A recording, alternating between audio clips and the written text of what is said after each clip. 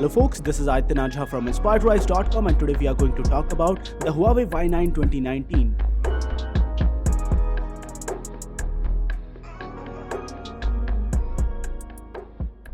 So guys, let's first start with an unboxing for the same. This is the official box for the Y9 2019 edition. You can see that the Y9 logo is in a rainbow colored format and that looks quite good. Inside what you get is the smartphone itself. You get the TPU cover for this one. You get the SIM tray removal pin. You get the warranty card, documentation and few other things. And apart from that, what you get is the charging adapter on the inside, which is a normal 5V 2A adapter, and you get the USB type A to micro USB cable.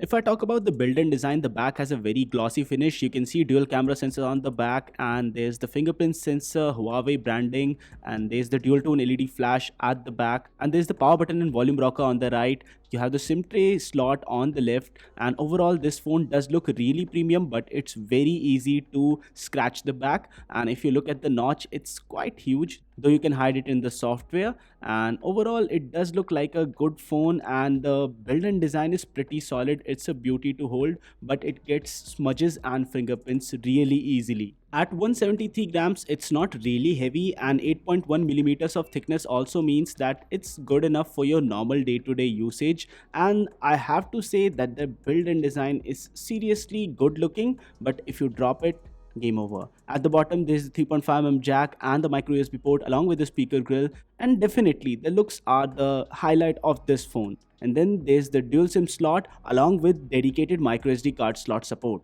It comes with a 6.5-inch IPS LCD display with Full HD Plus resolution and 396 ppi. The battery on this one is quite good, and there are a lot of battery saving modes. It comes with a 4000 mAh lithium ion battery, and the EMUI on this one is really aggressive when it comes to power saving. But I personally don't like EMUI that much, as there are few things about EMUI which make it really bad. For example, they are not going to support third-party launchers in the near future. And now let's talk about the hardware. It comes with Kirin 710 chipset, which is quite powerful, up to 6GB of RAM and 64GB or 128GB of storage. And inside what you get is almost all of the sensors which are required for a good smartphone experience, but there's no NFC. This phone supports dual band Wi-Fi and also has FM radio. If we talk about the benchmark performance, this smartphone scored around 1,40,000 on the Antutu benchmark, which is a good score and not certainly the best in class in this price range.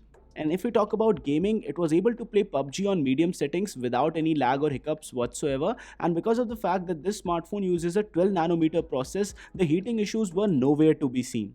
Project Treble is not fully supported, and if I talk about the EMUI experience, it still does not come with the latest version of EMUI with Android 9 Pie, and that's really disappointing to say the least. And overall, I feel that this smartphone is definitely good for your normal day-to-day usage, as the app performance etc. is good. And if you talk about the camera sensors at the back, it has a 16 megapixel plus 2 megapixel camera sensor on the back with PDAF. The front camera is a 13 megapixel f1.8 sensor with a 2 megapixel f2.4 depth sensor. And let's take a closer look at all of the image samples taken from this smartphone. The selfies looked a little bit overexposed, and overall the back camera clarity was quite good. And I have to say one thing, that even if we turn off the beauty mode fully, the Honor and Huawei smartphones tend to beautify the subjects, as can be seen over here. Some amount of detail is lost on the face as they apply a natural beautification algorithm, which I personally don't like a lot. And if we talk about videos, only 1080p videos are supported on this smartphone, and the stabilization is not top notch or anything to be really proud of. Overall, it is a good smartphone in terms of camera capabilities, but the video capabilities are nothing to boast about. The AI mode works great for a lot of subjects. It was able to detect plants easily, it was able to detect food easily, and it bumped up the saturation and sharpness in those photos. And this is something that I personally like a lot, as I don't have to do a lot of post-processing in those images to get the colors to pop. Face unlock as well as the fingerprint sensor both worked really nicely on this smartphone. And now let's test the sound.